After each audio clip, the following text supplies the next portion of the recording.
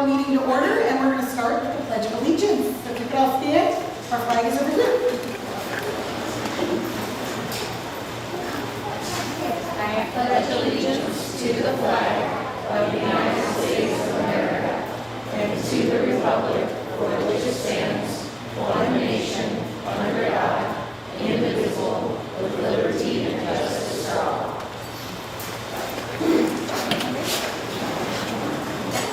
Okay, we are going to jump right on into what I assume we are all here for tonight, which is our student celebrations. We are going to start with our early childhood because we know it's getting late and it may be almost bedtime. So we will start with Miss Beth Play and our early childhood nominees. Our award winners, not nominees. You're our early award winners. Thank you so much. Now this evening we have some very special students we would like to announce. We also have some great staff members that are going to do their announcement and the award receipt. So we call a teacher, you'll come over, and they will have your child come up. So let's start with Miss Rachel from the people room. She is a very special parent. Oh, real quick, when your name's called, you're going to come up and we're going to give you a certificate, and then you're going to stay up here, and we're going to take a big old group picture right over there, okay? So you have friends with you when you come up. Go ahead, Miss Rachel. The Eagle Room would like to recognize Atlas Eagler.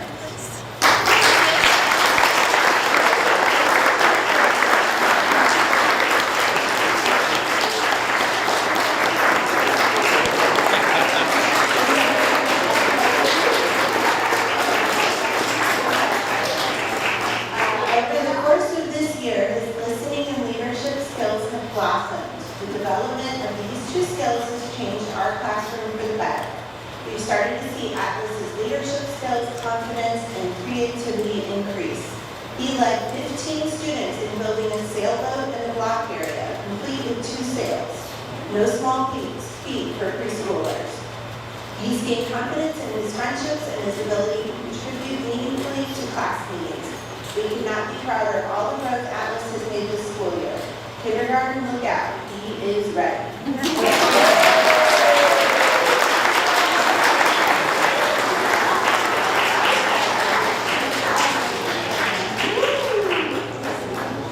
The footwork room would also like to recognize Atlas. He has been a joy to have in our class. His creativity and willingness to include peers has been amazing to watch. He's been a leader, especially in creating fun and thoughtful play schemes. He contributes to all our whole class discussions with flair and adapts to changing activities. We will miss him, but we know he will be very successful in kindergarten. Yay, Atlas.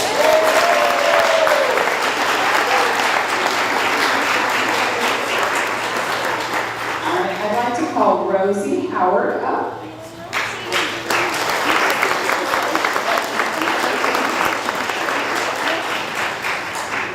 Rosie Howard is a student I would describe as walking sunshine. She adds so much joy and curiosity to our footprint classroom community. She is our nature ambassador and is very interested in the outside environment, especially when we take walks. She always asks thoughtful questions and makes cool observations. She is a kind friend and always inquires about students who are absent and sincerely misses them. She has also shown amazing growth and has handled participating in 2 different classroom environments with perseverance and grace. I can't wait to see all that she will accomplish in kindergarten. Congratulations, Rosie.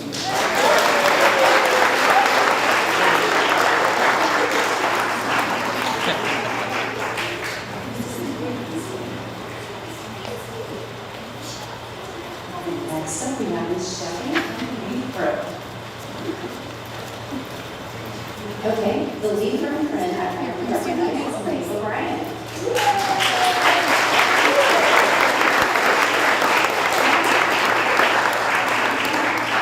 Grace is nominated for her bravery and confidence in a new situation. For those of you who do not know, some of our classrooms are mixed age, allowing the students to live with us for 2 years. This means our kids know each other very well and it's been a couple of years together. May came into the league this year as a new student at BECC. She was so great as she acclimated to a new school, new teachers, and new rules. She easily made new friends and confidently found her voice and participated Megan's grown so much this year. I am so proud of her and can't wait to watch her journey continue next year in kindergarten.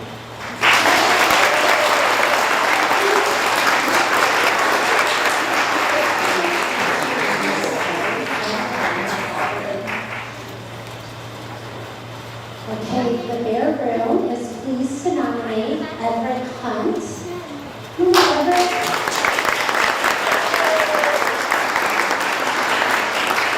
Nominating Everett for the tremendous growth he's shown this year. He's made great strides in managing his impulses and is becoming more thoughtful and self-controlled in all of his daily interactions. And just as importantly, he is a kind and supportive friend who includes others and contributes positively to our classroom community. It's been a joy to watch him grow to be a more self-regulated and compassionate learner. And while he's still in preschool, don't be surprised, because he already has some pretty strong opinions and impressive knowledge about college and professional sports. I am an avid sports fan, and going through college football, he'd say, go Oklahoma, I say go Mizzou, and March Madness, and now baseball season. We just may be looking at a future sports analyst in the making.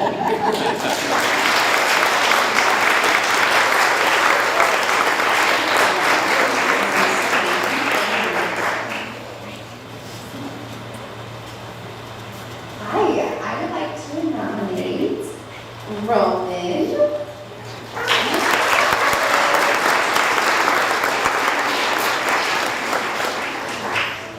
Roman has been nominated in the room for being a wonderful friend.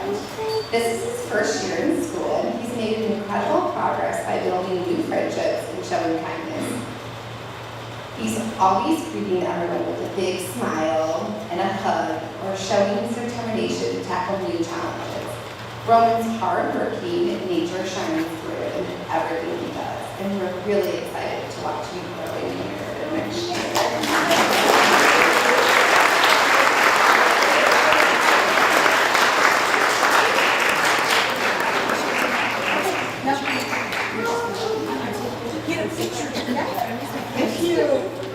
We're going to get a picture of our early childhood friends with Mr. Dobson, and then we'll invite any parents that we want to get a picture. You're welcome to as well.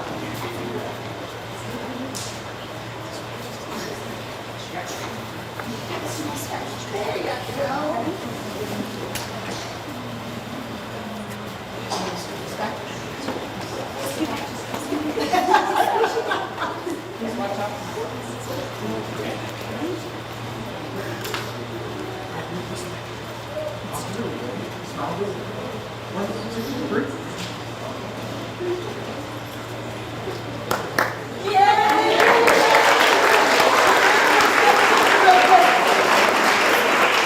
They're already breaking up, so they may have to get a picture after. We have to get, okay, good. We're gonna get a picture. Quick. Can you stay right back there with your t-shirts? Big smiles.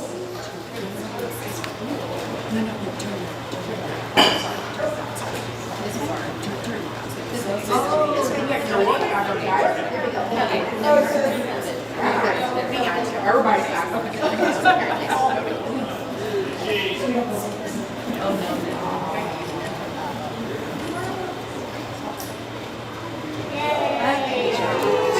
Congratulations, my early childhood. Great job. So proud of my friends. And I do understand it is maybe bedtime for some of my early childhood friends, so if you do need to go celebrate, you are welcome to do so. We will not be offended. Next up, we will be presenting for Mark Twain Elementary. So if I could have Dr. Easterbrook come on down to celebrate our Mark Twain students.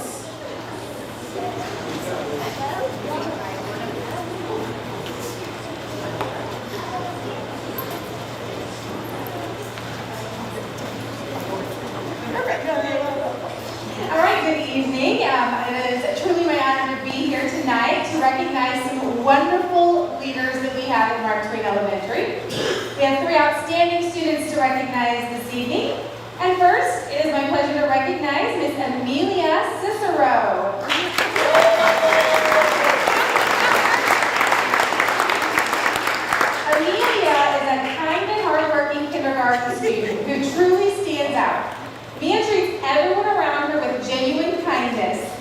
She's always ready to include her other friends and offer help and be supported. Her caring nature helps her classroom where everyone feels welcomed and valued. She gives her best effort every day and has shown wonderful academic growth this year. As she continues to build confidence, she eagerly takes on new challenges and approaches learning with enthusiasm. Mia is just a joy to have at Mark Twain, and her positive attitude and kind heart make her very deserving of this recognition.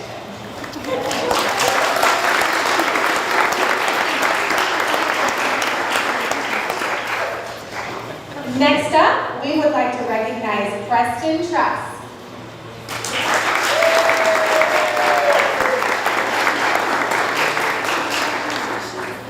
Preston is an outstanding second grade leader, and in case you didn't notice, the best smiler.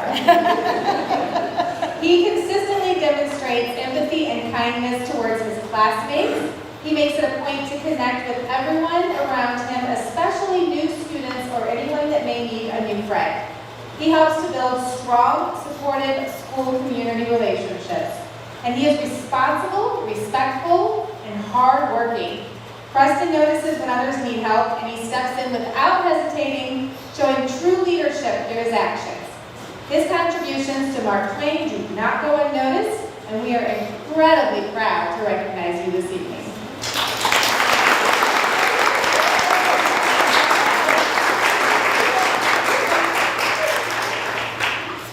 And finally, we are proud to recognize Claire Sellers.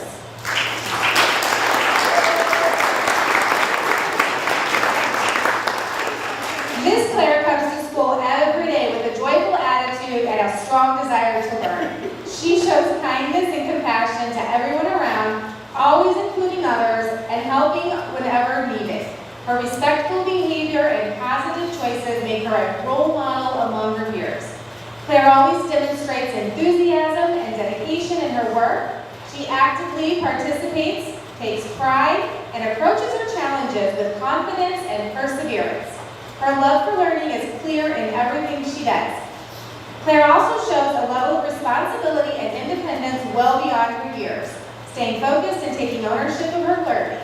Claire truly makes our school a better place each day, and we are so proud to honor you tonight.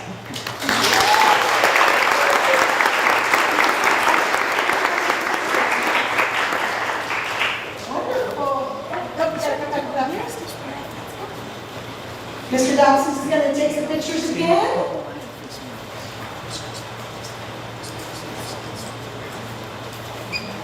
Go for it. Your parents want to come on. You got it.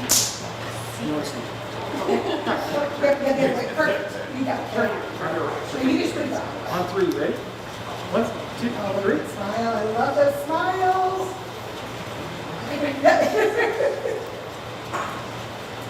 Thank you. Congratulations, my three friends. Good job. Next up, we have Dr. Kelsey Kramer with our grad students.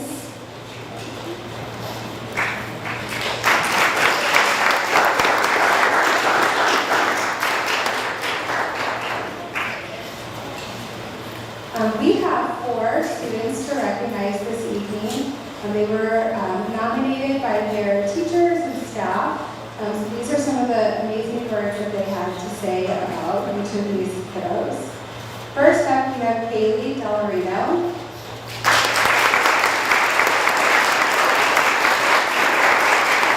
Kaylee is being recognized for extraordinary kindness, compassion, and inclusion.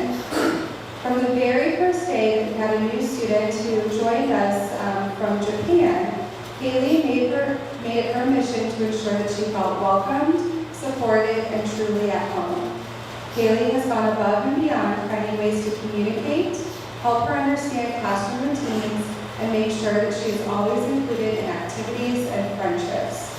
Through Haley's patience, empathy, and natural leadership, she has been a constant source of comfort and encouragement. Because of Haley's thoughtfulness, the students' transition to a new school, country, and culture has been filled with connection, confidence, and belonging. Haley reminds us all of the incredible impact that kindness and inclusion can and we are so proud to recognize her for the difference that she has made in this student's lives and many others.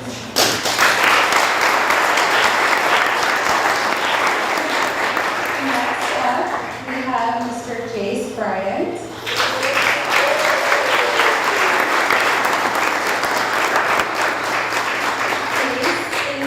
First grader who has shown tremendous grit, perseverance, and determination throughout the school year. He has made incredible growth in his reading. He began the school year not quite reading independently, but through his determination, consistent effort, and a willingness to keep trying, he's now reading on his own and growing confidence. And I love when he invites me in to listen to him. His progress is a true testament to his hard work and perseverance. Jace has shown great courage in taking on this challenge and never giving up, even when learning something new can feel difficult. It has been such a joy for us to see him and his confidence blossom throughout the school year. We're incredibly proud of his growth. I'm excited to see all that he will continue to accomplish.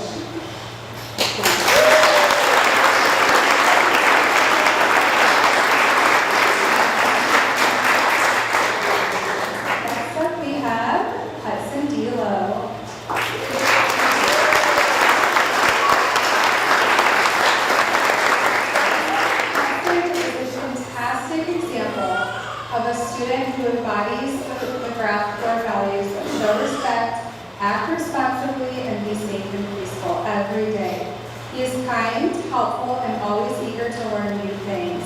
Hudson consistently goes the extra mile both for his peers and his teachers, whether in the classroom, during specials at lunch, or on the playground. He treats everyone with respect and kindness, and his positive attitude makes those around him feel included and supported. Hudson demonstrates outstanding sportsmanship in every game that he plays and encourages others to do their best. He leads by example through his actions, responsibility, empathy, and integrity throughout the school day. Hudson's character, leadership, and willingness to help others makes our school community stronger, and we are very proud of the way that he represents McGrath and the example that he sets for others.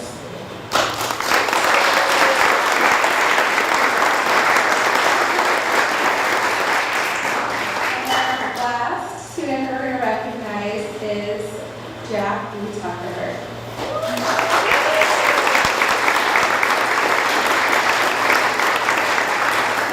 Jack is being recognized for his grit and determination and hard work over the course of his time at McGrath.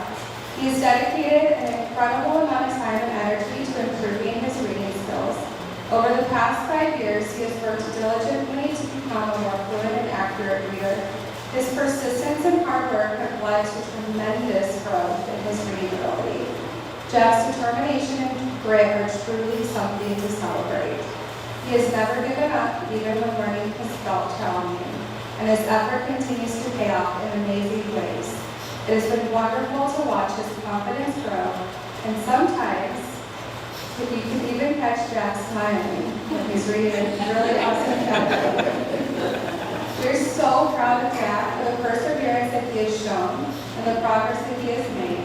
His hard work is an inspiration to others and a great reminder that dedication and effort lead to success.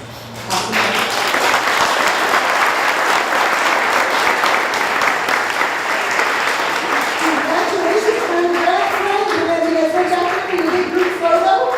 Parents, if you want to come up, Joey's going to take the first one, but parents, you're welcome to take a snapshot.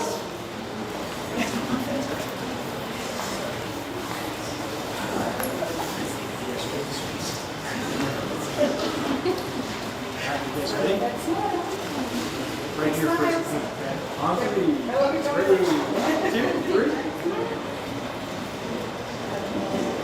Oh my gosh, they're all like color coordinated. I know.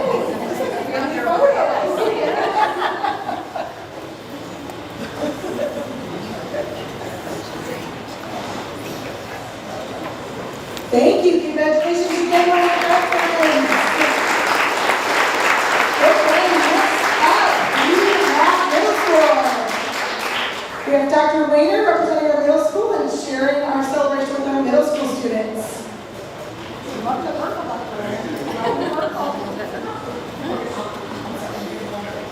All right, good evening. Could I please have our 3 students come up? Quinn, come on up.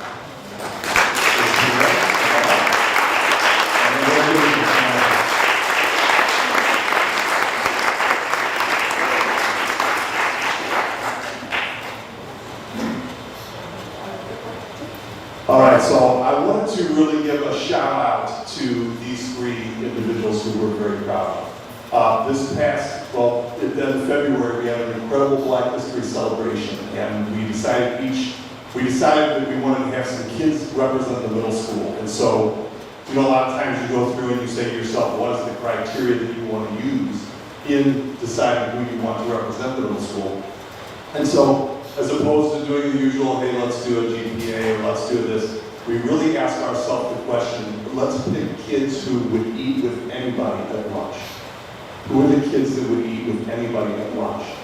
And these 3 came forward, right?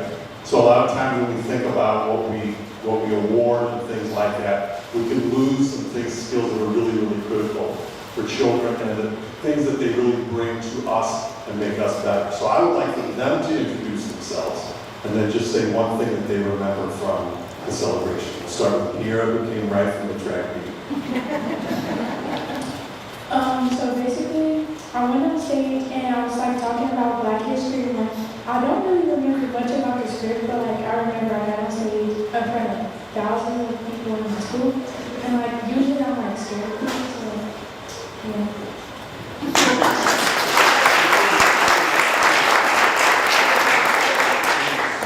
My name is Eddie Holman. You might know me as Quinn.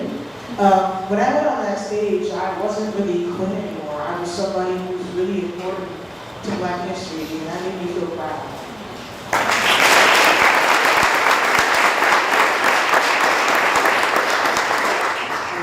My name is Aiden. You guys all know my name is AJ. I really like representing the Black culture and how it's grown with the years and how representation has gotten better. Still, we can climb forward and be together more.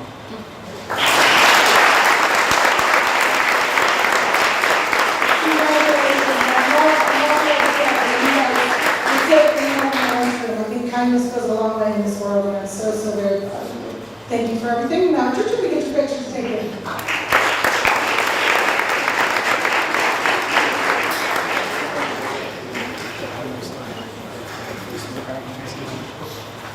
This is another color-coordinated group. We can plan this to try.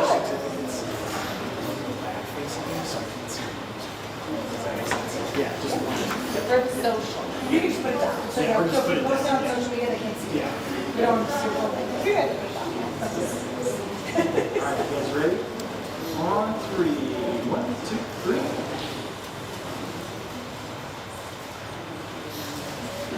Parents, I see someone came up. Any other parents? Okay. Wonderful. Thank you so much. Congratulations.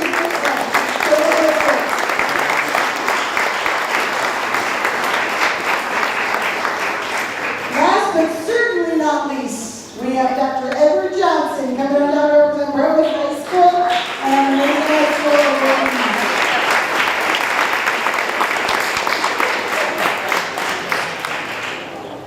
Good evening, members of the board, Dr. Zelensky, and Brentwood community. It is my honor to recognize 4 outstanding Brentwood High School seniors for outstanding student leadership and service to our school. These students represent leadership, service, and commitment to our school community at the highest level. First, I'd like to bring up Mr. Alexander Tom.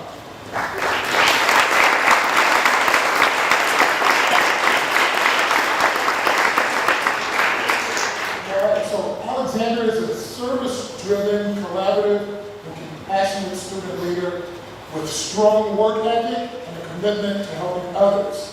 He plans to pursue a career in the medical field. Alexander is the founder, co-president, and communications director of the Mental Health Awareness Club, where he has led over 50 projects promoting mental health awareness and raised more than $650 for Chad's Coalition for Mental Health, Kids Under 21, and Mental Health America. He organizes outreach, leads meetings, and coordinates school and community initiatives. He is also team captain of the Scholar Bowl, helping lead Brentwood to its first small school national championship tournament, finishing in the top 7% nationally and earning second place, individual all-state, and helped set multiple school records. In Science Fair Club, as senior project editor, he has supported award-winning research, including first place finishes, Bear Top Young Scientist Award in the International Science and Engineering Fair semi-finalist level work with published research. Through the National Honor Society, he has helped lead service projects including winter clothing drives for Rankin Jordan Pediatric Bridge Hospital. He also serves on Student Council and Future Business Leaders of America, where he was the first school qualifier for the State Leadership Conference. To add to it, he's also on the varsity tennis team. Alexander is a National Merit Scholarship winner, Missouri Scholars Academy participant, Missouri Seal of Literacy recipient, All-State Orchestra First Violin, Spanish Honor Society co-president, and decorated science fair researcher focused on Alzheimer's disease treatment. His service, leadership, and academic excellence makes him highly deserving of this recognition. Give it up one more time.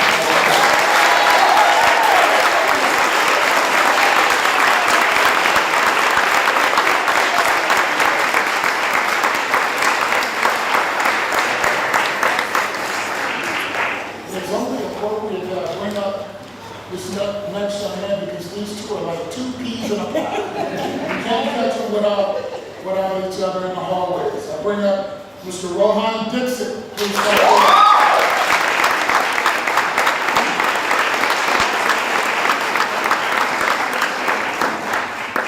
So Rohan is a highly accomplished student leader in academic service and innovation.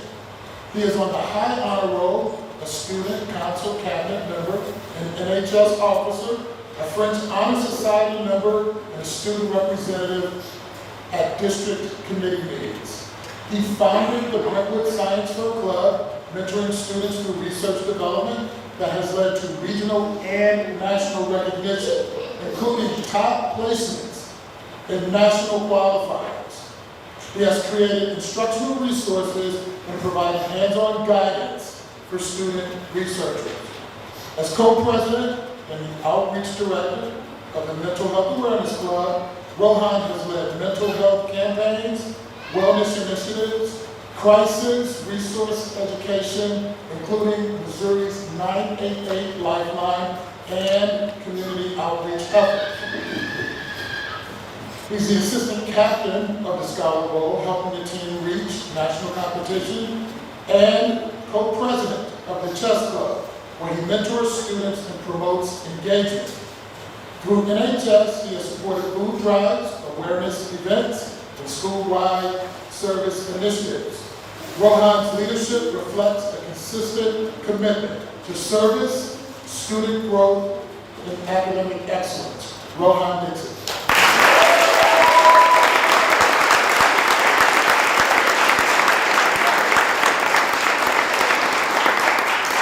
Next, it is my pleasure to bring forward Ms. Camille Jefferson.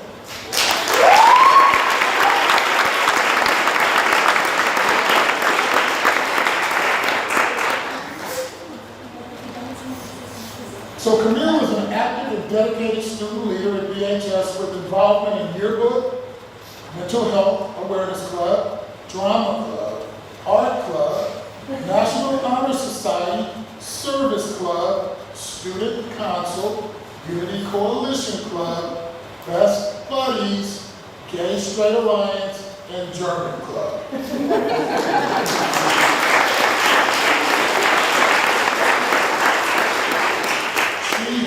contributed significantly to the school culture through creativity, inclusion, and service across these student organizations. Her photography was featured in the Beginnings 2024 High School Photography exhibit at Western University's Art Gallery, showcasing her artistic talent beyond Brentwood. She was inducted into the German Honor Society in 2025, recognizing her academic achievement and commitment to language study. Camille's wide-ranging involvement has strengthened student voice, inclusion, and community across Brentwood High School. Camille Jefferson.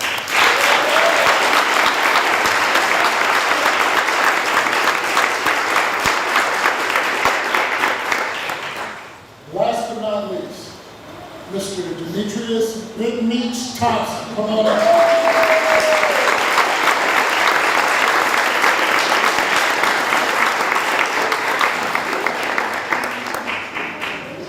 Check with your mom, she said it was okay about calling Big Meech. But she said it was okay.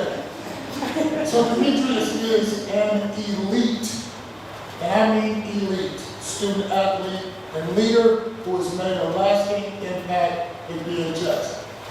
Watch how cute he is when he blushes too. Demetrius has earned a full-ride football scholarship and is ranked amongst the top athletes in Missouri and in the nation.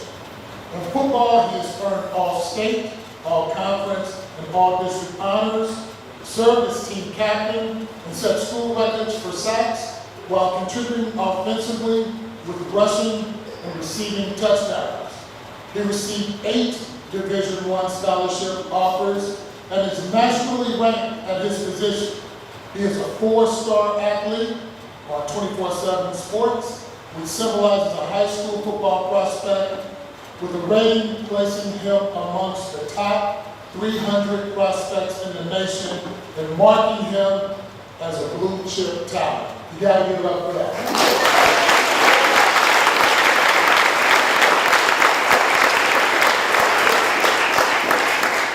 But there's more.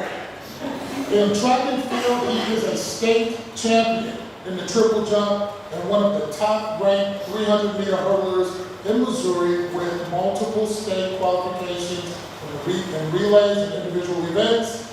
In basketball, he has surpassed 1,000 career points and rebounds, earned multiple all-conference honors, and served as team captain. Across all 3 sports, Demetrius has been a varsity athlete every year at Brentwood High School. This is an extremely rare accomplishment. He's distinguished himself as a true tri-sport varsity competitor, earning varsity status across 3 sports through exceptional athleticism, discipline, and versatility.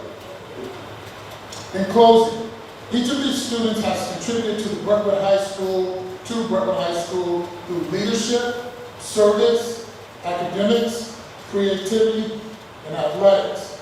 They have strengthened our school community in meaningful and lasting ways. It is with tremendous pride that we recognize BHS ambassadors Alexander Tom, Rohan Dixon, Camille Jefferson, and Demetrius Thompson for their outstanding student service to Brentwood High School. Thank you.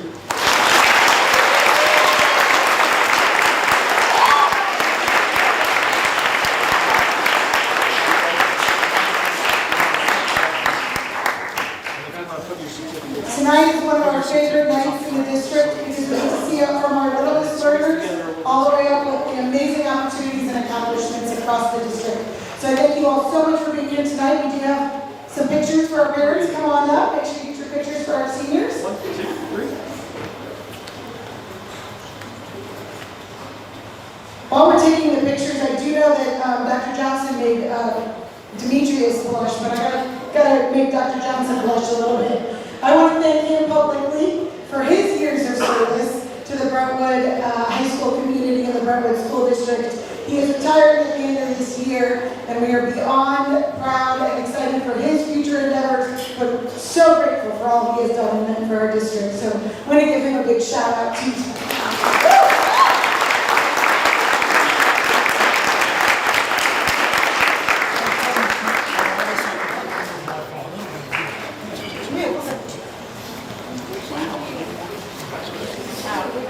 Okay,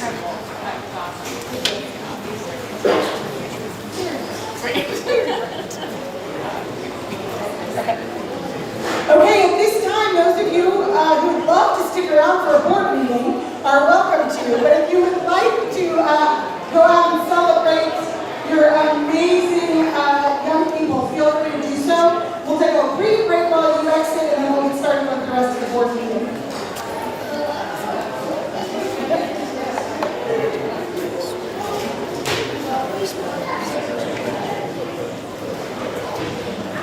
Okay. Yes, so 3 people here. Basically. Perfect.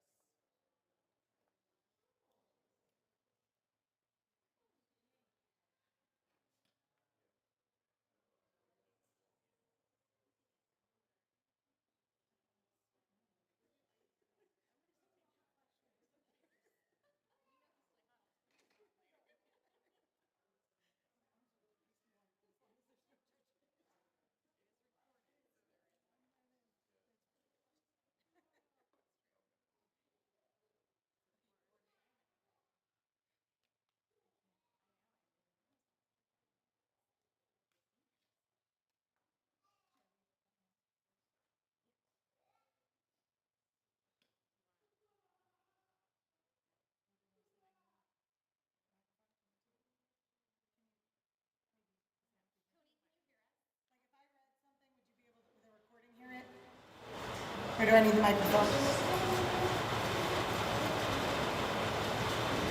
Good? Can you hear me if I talk like this? Okay. I don't love microphones. Okay. You can do this. Okay. How many times can I say okay? We're going to start with Ryan Dotson. We have some board retirements tonight. So we have to thank some people for their service, and I'm going to get through it without crying. Okay, we're going to start with Ryan Dotson, who unfortunately couldn't be here tonight. He had a family situation, but he is in our thoughts, and I know he knows how much we are grateful for his service to the board. But I did prepare notes, which is not usually me, but I know I will go sideways if I don't. Ryan has served our district for 3 years.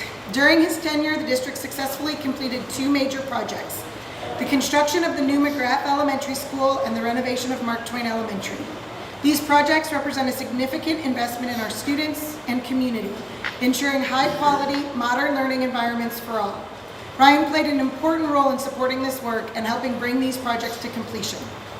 Ryan has also brought a strong focus on financial responsibility and accountability to his role. Through his service on the Finance and Facilities Committee, he has helped strengthen the district's processes, ensuring that they are thoughtful, transparent, and aligned with best practices. His attention to detail and commitment to doing things the right way are greatly appreciated. Beyond the work itself, Ryan has approached board service with a clear sense of purpose, keeping students at the center while ensuring the district operates in a responsible and sustainable way. His contributions have helped position Brentwood well for the future. As a new superintendent, I am extremely, I guess newer, I'm not totally new, but as a newer superintendent, I am extremely grateful for Ryan's support over the past 2 years. It has meant more than he knows. Ryan, thank you for your time, your leadership, and your commitment to Brentwood. We wish you all the best moving forward, and thank you again for your dedication to our students and community. And I know we will see him around at many Mark Twain events where his daughters attend, so I know that I will see him again. All right, Keith, this one's gonna hurt. I don't know if you all know this, but Keith Ravenberg has been a member of the Board of Education for 30 years.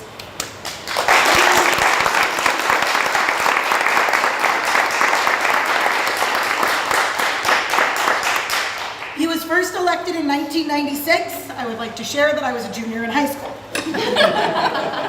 Throughout his time on the board, Keith has been a steady and thoughtful leader. He has served as board president multiple times, helping guide the district through periods of growth, change, and challenge. His calm demeanor and measured approach have provided stability and clarity, especially during times when it matters most. Keith played a key role in the passage of multiple bond and tax initiatives that significantly improved our facilities and learning environments. These were not small undertakings. They required trust, communication, and strong leadership. Because of those efforts, generations of Brentwood students have benefited from enhanced opportunities and spaces designed for learning and growth. Keith has also been a mentor to many board members over the years, always willing to listen, offer guidance, and support others in their roles. He models what it means to lead with integrity, humility, and a clear focus on what is best for students. Again, as a new superintendent, I will always be grateful to Keith for the confidence he has shown in me. As I stepped into this role, his wisdom, guidance, and steady support made a tremendous difference. He has been a trusted sounding board and a source of perspective, and I truly appreciate the role he has played in my own journey. Keith, your legacy is one of service, leadership, and deep care for this community. The impact you have made will be felt for years to come, and Brentwood is better because of you. On behalf of the entire district and community, thank you for your extraordinary commitment to the Brentwood School District.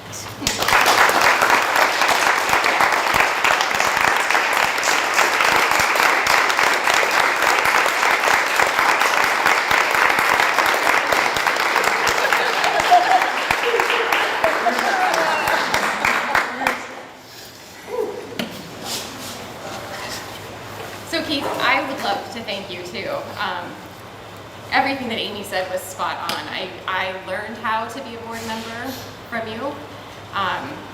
Your leadership is so incredible, and I could always call you and ask a question, and I always did. I never hesitated, because we could talk through things and I could understand different perspectives, and as you have said, you know, you have the historical knowledge and you laugh about that, but you really do. And just the respect that the community has for you speaks to your character. So I will miss you, but you did say I could still call you with questions. And we know where you live, so we can stop by for food, dinner, barbecue. And now I have the historical knowledge. I'm not sure how that happened. But thank you for everything. Greatly Thank you, appreciate it. Thank you, Keith. Well, that was very nice. I appreciate it. As I've been starting to say lately,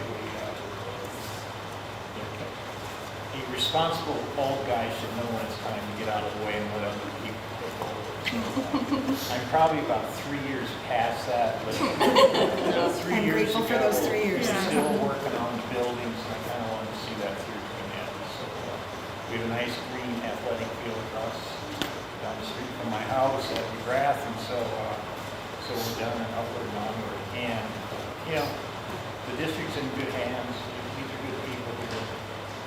Amy Zielinski's going to be the superintendent for the next 30 years. I don't want that. So anyway, thank you all. I appreciate it. Thank you.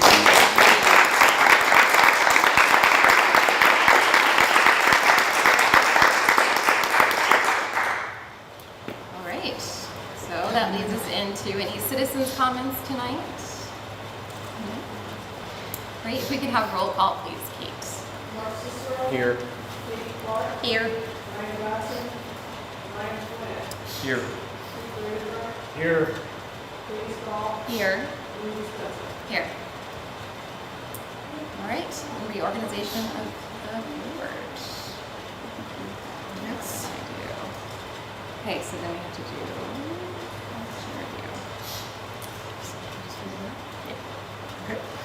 Brentwood School District Board of Education had 3 positions to be filled, each for a 3-year term. The number of candidates who filed equated the number of positions to be filled. Therefore, in accordance with the revised statutes of Missouri, no election was held. We need the treasurer to call for a motion. That's a problem because Ryan is not here. Okay. We're going to modify this, Kate, and have Vice President ask for a motion to accept. Ask for a motion to accept Michelle Ross and Claire O'Brien as members of the Board of Education. Second. Perfect. Discussion? All in favor say aye. Aye. That is approved. And Katie gets to do the oath of office. So we'll start, we can do these individually. We'll start with Michelle, since you were listed first. If you want to come on up, join the board.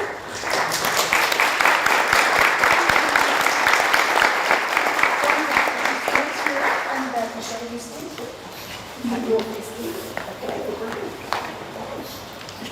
Now we'll get out the way, so we can take a picture. I'm gonna have you respond after me. I tried to shorten it. We repeat, we shall repeat, it's fine.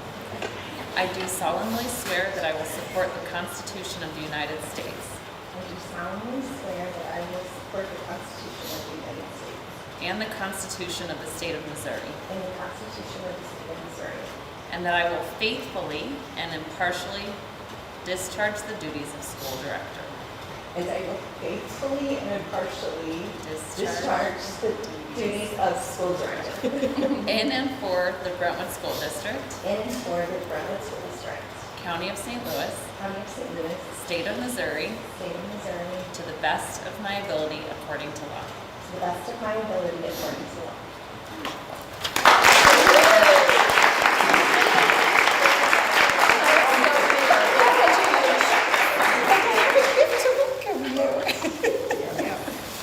You can go ahead and have a seat.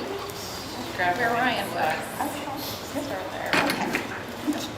Yeah, we can worry about. We'll worry about that up there, yeah. Okay, great. And then next up, Claire O'Brien. Come on up.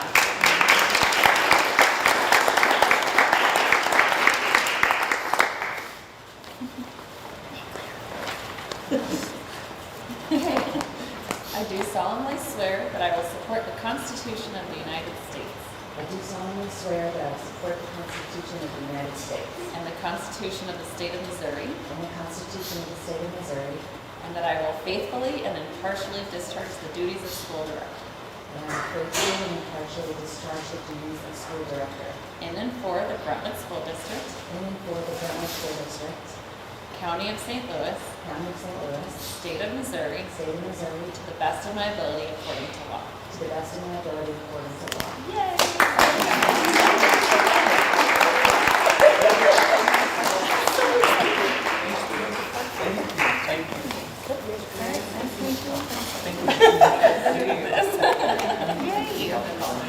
Yes, you can, and you can. Yes. I guess because I'm already on the board, I don't have to be Oh, sworn the in. shift, no, I think you do. I don't have it. Ryan did last year. Do I Yeah, do you it? do. Okay. Yep, we got one more. Let's keep going. Let's keep going. I don't have a gift bag for you, but that's okay. I know where to find it. You've also, more from this already got. You already have your book. So we can, while she's doing that. Keith, you can't Oh leave, my see? gosh, yeah. You know all the rules. I know, she wouldn't go. Lindsay wouldn't officially have been a member of the board. I'm sorry, I didn't even think about that when I was. I know, I didn't either. I didn't either. I looked at it. Do I need to make a motion? Oh, yeah, probably. Okay, I make a motion to accept Lindsay Spencer as member of the Board of Education. Discussion. All in favor, say aye. Aye. Great. We're very formal, in case you were wondering. I do solemnly swear that I will support the Constitution of the United States. I do solemnly swear that I will Support the Constitution of the United States. And the Constitution of the State of Missouri. and the Constitution of the State of Missouri. And that I will faithfully and impartially discharge the duties of school director. And I will faithfully and impartially discharge the duties of school director In and for the Brentwood School District, in and for the Brentwood School District, County of St. Louis, County of St. Louis, State of Missouri, State of Missouri, to the best of my abilities according to law. to the best of my abilities according to law.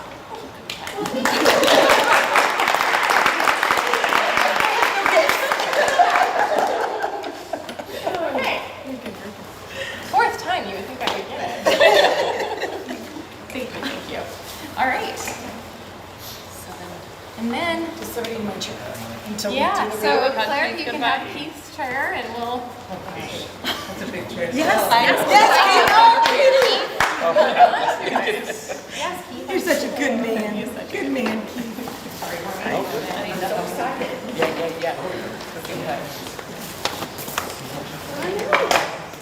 Do we have to make a motion to adjourn the board? then we'll reorganize. Oh, Yeah, I will say goodbye to Keith real fast.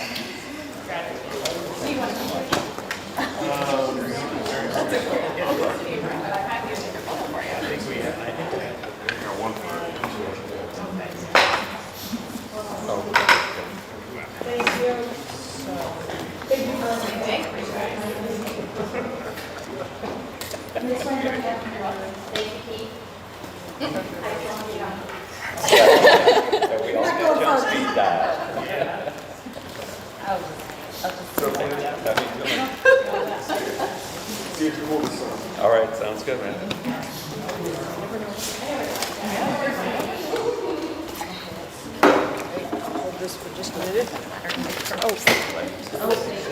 Keith always gives us one. Yeah. Okay, so I'm gonna make a motion for the old board to adjourn. Second.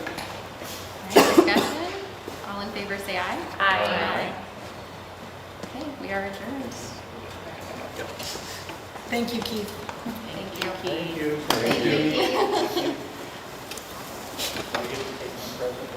Yes, both of them, make sure Don't you forget get your both. other one. Yeah, don't forget your other one. Thank you, Keith. Weird feeling, Keith. Wow. I know we have to. Here's a better.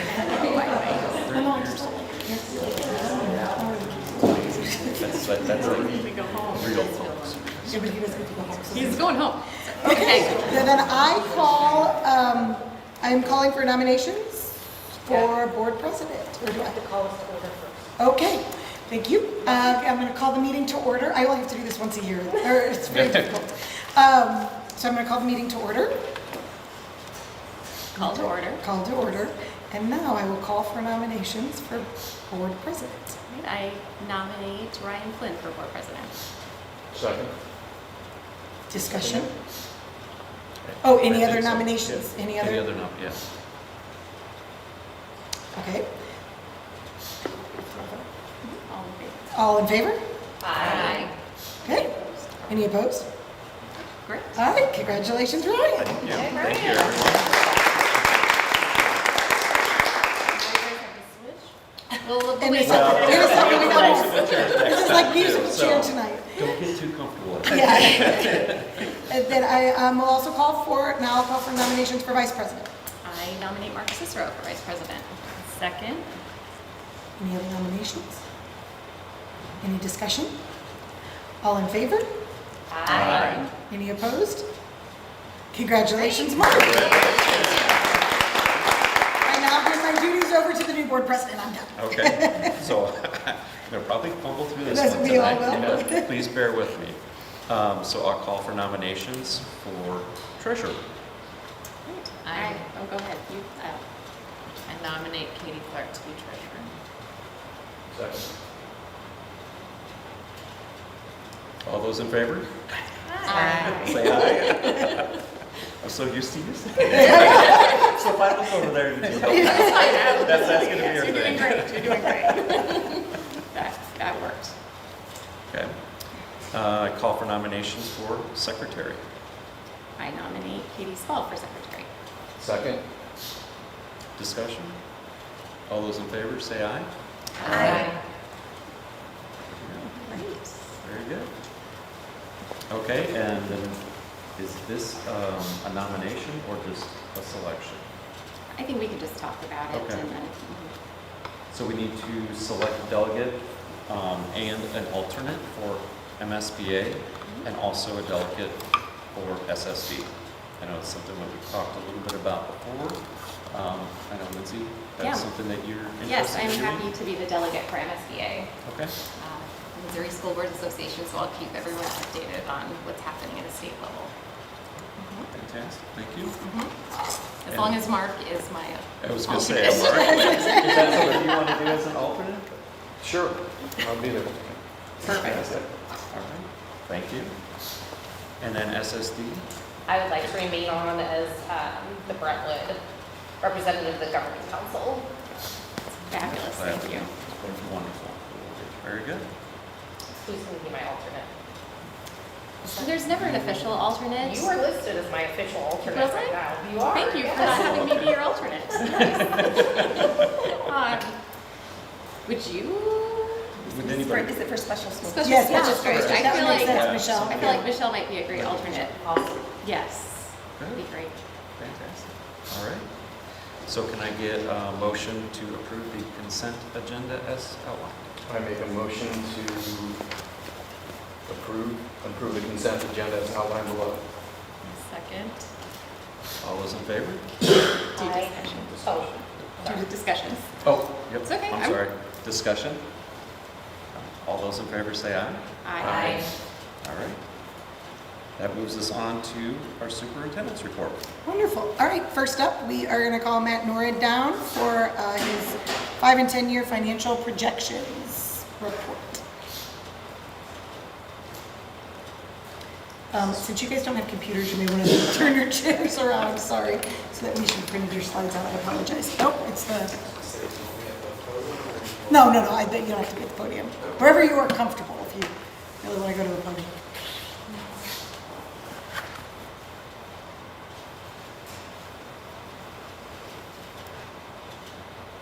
It's pulled up on the left. Can you see it?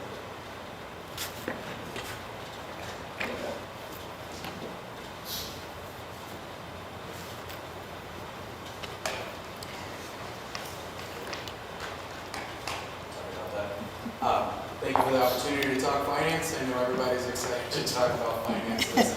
If you haven't heard some of this earlier this evening, then hopefully this will be much faster than my first run through. So again, my name is Matt Norrid, Chief Financial Officer of Brentwood Public School District.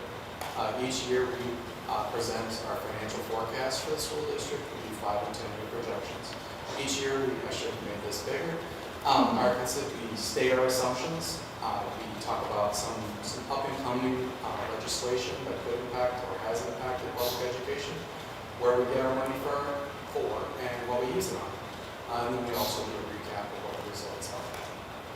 So our assumptions are, like many years, in a reassessment year, which is the year we're in currently, we use 1.5% growth.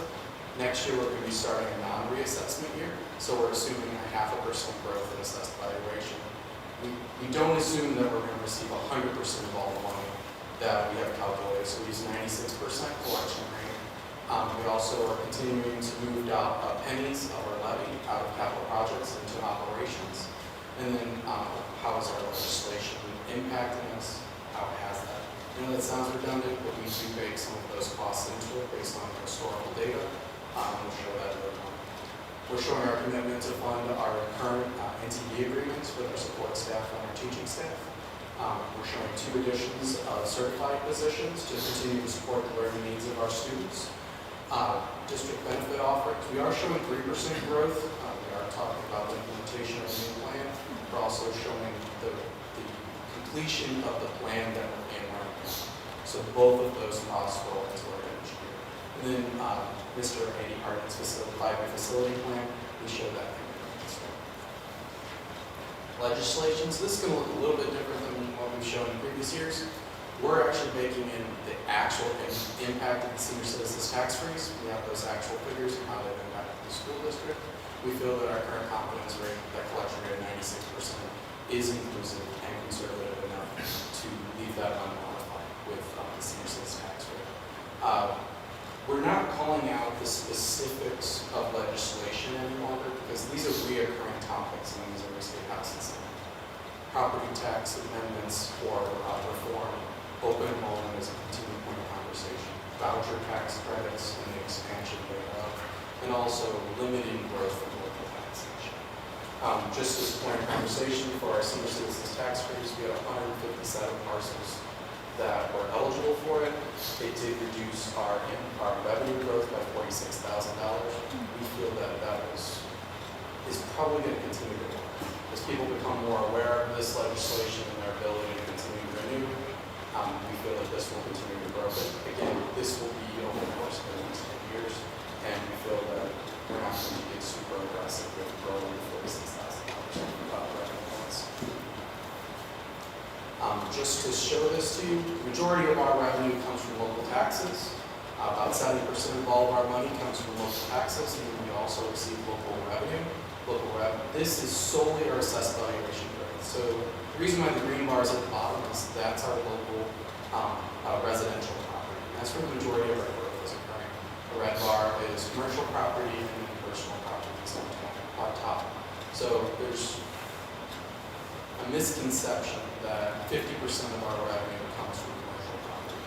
You'll see that that is continuing to leverage toward residential. So as there's impacts in legislation that affects residential property more directly impacts the school district. Okay, so when we talk about our uses and our funding sources, we break this down into really two big broad categories. Operations is the cost of our people and how we run our buildings to support our students. Then we have debt service and capital projects. So when we show these figures, these big pie charts, we're going to talk about operations as our teaching costs, what it costs to support our classrooms, that will be considered to be operational. And then when we talk about everything else, a big chunk of that is capital projects. So what we've been spending and what we're spending on right now. So 70%, as you can see, total cost, 70% of our total revenue budget is from local taxes, 97% is local revenue, and by that we mean that's inclusive of local taxes, prop C, interest income, and food service. When we look at just the operating, this is sliced up a little bit differently. 78% of our people and our cost to educate is made up of local taxes, and then 96%. So the total revenue is not drastically different, but when how we fund education and our staff is heavily leveraged toward our local taxes. So again, it's important for us to keep aware. We generate the majority of our revenue locally.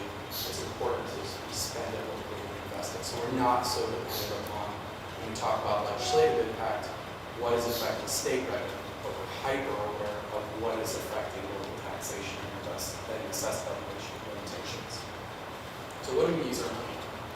So this one, because we're finishing up our major capital projects, 26% of our total budget is spent on facilities. This will continue to start to limit as we look at a total cost. So out of our operational costs, we spend about 80% of our total budget on people. So that's salaries and benefits.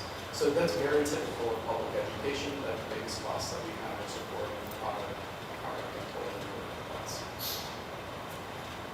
When we look at our financial history, you can see that we have continued to grow fund balance over the last few years, beginning during our COVID years and up to present. So we grew from 66.5% to 74%. We will start showing that those dollars are being spent as we continue to grow salaries and benefits. Our current year, we're anticipating that we will end the year at 67.4%. This is assuming that we will spend all of our budget, so anything that's been budgeted currently, spending 100% of that, and our complete collection rate. Right now, we do have an amount that we're pending receipt for protested taxes. If you'd like to know more about that, just email me. We also include that in our weekly updates. It's about $1.5 million. So if we don't receive that $1.5 million in June, our estimated fund balance will be about 60%. Doesn't mean we're not going to get the money, it means it's the timing of when we will receive. Typically, we receive a protest of taxes in May, June. That's $1.5 to $2.5 million out of a $20 million budget that we know in the last month's. That is included in the 67.4% fund balance. So, currently assuming we're going to get it. Just when. And we will get it. We will get it. We will get it. We want to Our be clear. assumptions It's just- are we will receive that before June 30th. Yes, so that it may, the number may just change if we get it after June 30th that we report, but it would still be the 60%, which is, it would go down to 60% if we didn't get the 1.5. Sorry, I know that's an important point to kind of throw in there. Yeah. Because we've never had this situation before where there's a delay. Let me finish the presentation, we'll open up the conversation, anything that can clarify or anything that you'd like to update, we absolutely write that. Or if we need to elaborate in one-on-one. So with financial projections, we are still targeting the 29-30 year for a levy ask. We did grow a significant amount in our 28-29 levy, so we see, fund balance. The fund balance reserve grew from 28% 2 years ago to 38%. A lot of this is because CPI continued to grow and assessed valuation continued to grow, and it outpaced our projections. We do believe that at some point this will start to curtail, it just has not been happening in our future. When we look at historical CPI, we are limited to those growths, and we've never seen growth in this. So at some point, we're assuming that the market and CPI will draw those growth abilities. We do ask for when we have reached an estimate of a fund balance that would be less than 30%. That's what we would ask the school board at the point when we adopt that budget. We would also ask for the authority to dip below 30%. That would trigger that conversation more of the community involvement.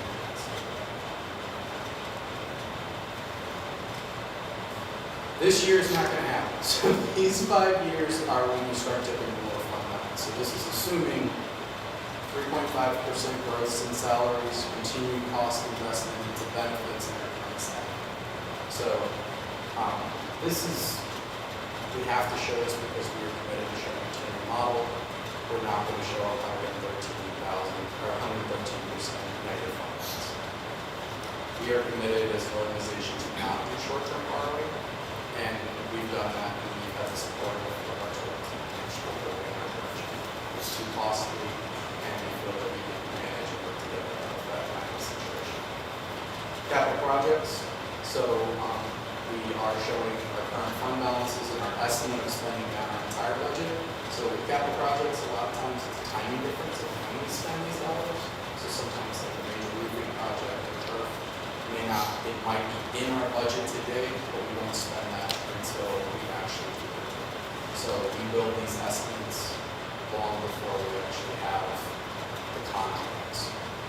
So we are engaging with some long-term facility planning, so we'll be working with that team over the next few years to spend these dollars in a manner that most effectively long-term benefits this district and its population. This is what our capital projects begins to look like. You notice at the very bottom that next year we're assuming 7 cents in capital projects. This could vary depending on the amount of funding that's necessary to spend and fund our long-term planning. This could also vary based on how much we actually aim this year of how we budget. Long-term, we will discontinue funding capital projects through 11. We'll start using financial institution tax and some purchase manufacturing.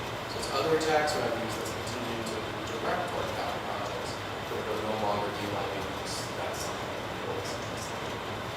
So what that would be is running down those reserves and relying on some other sources. So in summary, I know this is kind of weird, but we're just going to wrap this off. We're looking at the continued responsible use of tax dollars. So we believe that over the last, I don't know how many years since we got our last levy, I think we've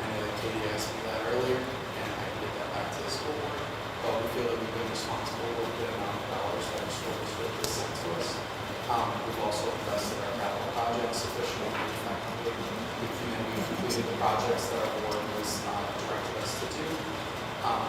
We believe that, again, we're targeting a 30% fund balance for whenever we have that conversation about asking our community for additional support. And then we continue to monitor the legislation that continues to change for our community. Every Monday morning, Dr. Zelensky and I get the privilege of listening to legislative updates, and really, we don't really share that unless we think it's something that requires action or it's closer to an actual action. We can open this up to conversation or questions. Is there any way? Oh, sorry. So the fund balance today is 59 and change. Is there any way to mitigate some of the drop, or is that just naturally erosion through our budget, or it just seems like a substantial drop? So what happens is that our salaries in these models grow faster than our revenue assumptions. So we're assuming salaries will continue to grow at 3.5% outside of our NTB agreements, and benefits are the biggest wild card right now. So our change in benefits is actually a significant amount of savings for the school district, but we're still using between 8 and 9% growth in benefits because that's what the market is preparing us. So this year, if we had stayed with our current product, we were probably looking between, I think we were looking at between a 14 and a 19% increase in our initial estimates. Okay. So a big piece of these costs is benefits in that item. So, and this is, we talked about this earlier in the finance and facilities, and I think this is the part that's also important as we build these projections. There's so many pieces because the previous 5 years had us spending down farther than we are now, but things came back better. Like Matt said, this valuation has increased more than we expected. We're still planning on 1.5%. It's better to be safe than sorry. But figuring out kind of where that sweet spot is, if that continues, is it better to roll that, assumption up to 2% to be a little bit closer in what the fund balance accuracy, I guess. And it's not accuracy, it's you're predicting based on things we cannot control. And so when Matt builds the projections out, he uses the numbers we do know, like the 3.5%, assuming that there are triggers in lots of ways we could slow that down. Right? Like if we got too close or something came back worse, it's not 3.5% for raises. It's, like there's conversations around it. We are adding 2 positions right now. We don't add positions. There's lots of little levers that we can pull so that if we start feeling that number is dropping faster than we are comfortable with, that we have levers that we can control. Then there's a bunch of levers we can't control, like legislation. And some of these things that we don't know about with protested taxes, all of those pieces of when those are going to come in, how many people are going to protest. So we just kind of update with the best we can, looking historically and then looking at our current reality. And that's a big part of the hard part of all of this is trying to figure out. We've been very lucky in the last couple of years that it's come out in our good, but we can look at other districts in very close by that their assumptions have been not worked out that way, and it puts them in a really difficult position. So I think the conservativeness of our projections is actually a huge strength and has been to our benefit because we're still able to do what we need to do to support our teachers. And when they're off, we are able to give that money back to the teachers when we have more, but we're not banking on having more. Does that make sense? Yeah. So I'm going to share the history of CPI because that's really our upper threshold of what we can show in revenue growth. The state does not really, we're a hold harmless district, the state doesn't give us more money in a year. So when school districts talk about having a higher state adequacy term, we don't get it. It's the same as what we got last year. And in our current formula, positive out of that is when they cut the state adequacy target, which they just did, we don't get hurt by that. It was the same $200,000. Which we'll talk about more. Next month we'll do a legislative update because the session will be over before our next board meeting, so we'll update you on what actually passes and what that impact is on Brentwood. And some of these, there's some other changes that are not, well, I guess it is legislation because it would have to go through the formula, the funding formula, but we'll update on kind of all of that. And then for Michelle and Claire, part of the onboarding will be learning a lot more about all of the budget stuff, because it's the most complicated part of everything we do. So we try to stay, and hopefully I was able to do this, we try to stay pretty neutral on political subjects. It's just a matter of what is the estimated financial impact of these recommendations. So when we're bringing something to you, when we say $45,000, that's a number that was provided to us from the collector of revenue, from the St. Louis County Department of Revenue's office.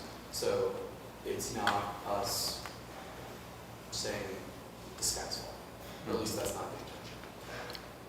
And it's not for Brentwood, we're actually, the senior citizen tax increase had a much smaller impact on us this year.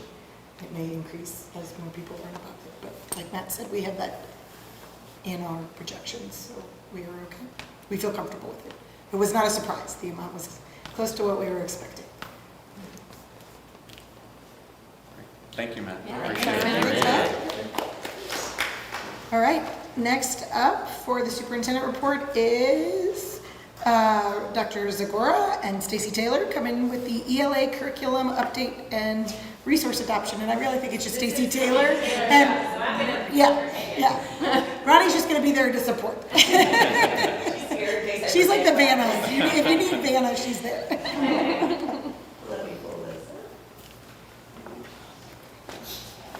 Hi everyone, I'm so excited to share with you what's going on in the English language arts world and with our district literacy plan that we've been working on.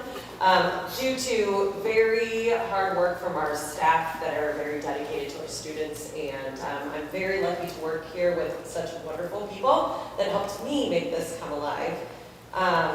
So we are, let me get this off. Okay, so currently ELA is up for our curriculum cycle. You can see it was last year and then we have this year. So I'm going to walk you through kind of some of the things that we've gone through over the last few years.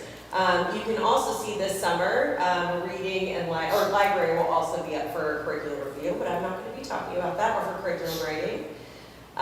So a couple of things that I want to talk about. So when I got here, something I noticed is that because we are a smaller district, our curriculum sometimes was housed in places that weren't as accessible to everyone as they needed to be. So we have developed an ELA curriculum site where all of our curriculum units are housed, our proficiency scales, which I'll talk about those in a few minutes, are housed, teacher resources, anything that is beneficial to us and the students can go there, and that way it's accessible, like I said, to not only the classroom teachers, also to support staff, anyone else that works with our teachers. So this was a big part of this project. Our proficiency scales that we made are based on the Missouri Learning Standards, the priority standards, and we have made a version of a proficiency scale for K-12, but they are also the basis of our Brentwood curriculum. And we felt like that was really important to base our curriculum off of our proficiency scales, because then no matter what resource we adopt to make our scales come alive, our scales will always stay the same. So just to kind of show you, I will not click through all of these right now, but to give you an example of what our proficiency scales look like, I will pull up just third grade. It's a nice little area. So one of the big priority standards we have is that kids engage in reading. And what's interesting about this actually became a big goal for us in the secondary world, to how do we increase student engagement and with engaging with text. And so in the elementary realm, it is actually a priority standard. It kind of falls off according to Missouri, but not according to Brentwood. So that's a big part of our learning this year. But our proficiency scales, as you can see, so here's one of our key understandings is like developing an understanding of vocabulary. Anything that comes out of the 3 is what we want students to master by the end of the grade level, and anything that comes below that are like foundational skills. So as we have our resource that brings these things to life, we will have different priority proficiency scales that will be our priorities for those units that will work with students in achieving these targets.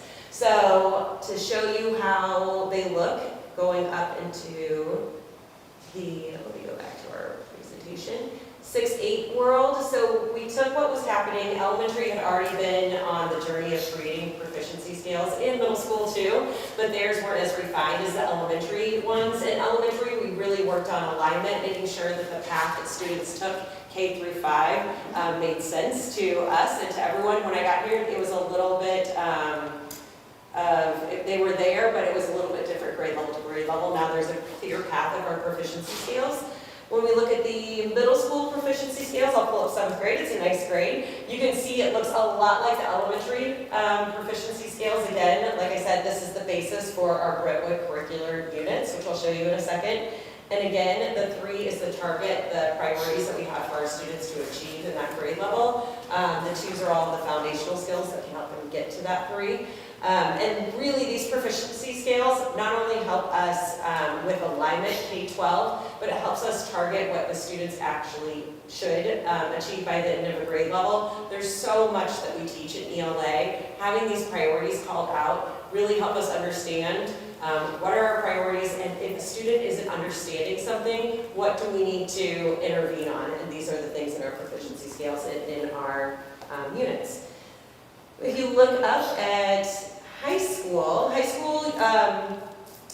standards are a little bit different. They're written in bands, but just to kind of show you what they look like. We're calling these course priorities because we're not standards-based grading in the high school realm from 8th on up, but this still gives us some targets to work for and create a basis of our curriculum in the upper grades. So again, you can see we took the Missouri Learning Standards, the priorities, those are in the black bar, but instead of having the learning outcome at the top, we changed these into essential questions. So some of the key things we want our students in high school, this is for grades 9 and 10, to understand about interpreting language, which is something you can see coming all the way through from elementary school, are all right here in this proficiency scale for them.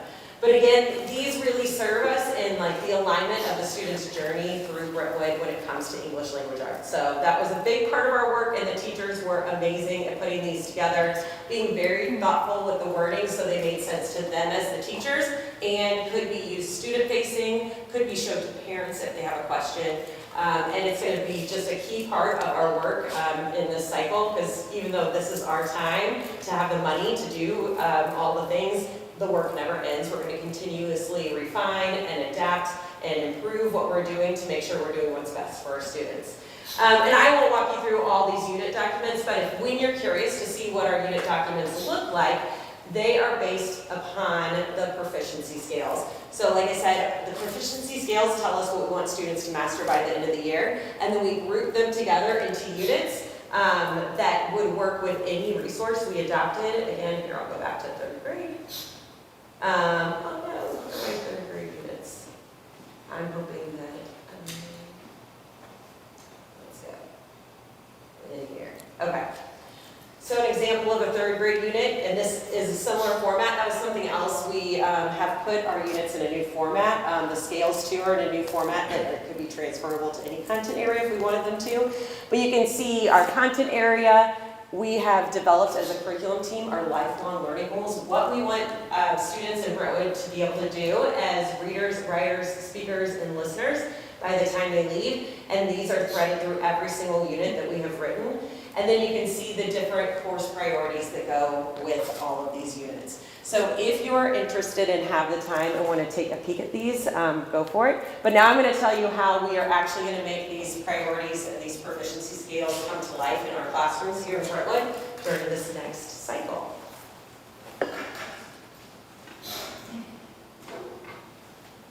So let me tell you a little bit about our resource. So our resource is what makes our curriculum come to life.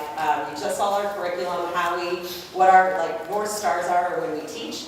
But then we need some things, we can't just teach those with nothing else. So in the past few years, from 2023 on up until currently, we have worked through resource review and evaluation, and it looks different at the different levels. I'll tell you a little bit about that. We have gone on a variety of school visits to see different resources being used in districts that are similar to us, that we feel like have the same population, maybe some of the same values, some of the same goals as us.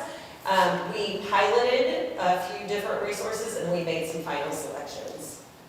So in the elementary world, we went off and after looking through a lot of different resources, hearing from vendors, seeing lots of resources in action, we landed on some resource called the Collaborative Classroom.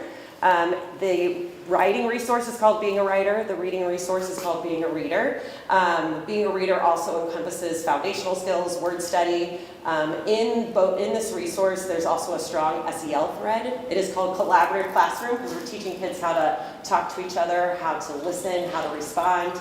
And as you can see, we have a 2-year implementation. I really appreciated this. It was a decision made by our elementary team. Instead of taking on a new reading and writing resource on the same year, we decided to split it up into 2 years. And that makes it much more manageable for an elementary teacher. It has so much to teach and so much to do with students. So currently this year, we are implementing Being a Writer, and we chose that purposefully because it is a lighter lift than being a reader, just reading versus writing.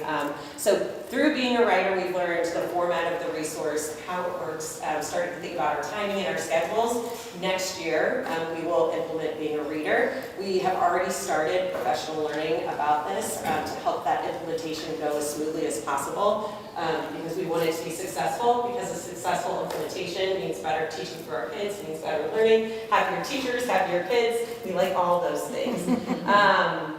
What's interesting about the 2 resources we really kind of landed on across the board is they're both nonprofit. And so that was really important to us too, especially everything that's going on. There's a lot of voices going on about what teachers should be teaching and what should be taught, and a lot of money around there, but these are both teacher-driven, research-based resources that really felt like they fit our mission, our vision, everything we want for our students, especially giving them time to read and enjoy just learning about English language arts. So in the secondary realm, we looked at a lot of different resources as well, and then we settled on a couple of things. So secondary is a little bit different from elementary because we have English teachers. They're not teachers of everything like elementary teachers. So we have decided to bring on a resource called Common Lit. It is free, but they also have a paid version with lots of different assessments and feedback and professional learning, different things for our teachers to have through it. We're taking that on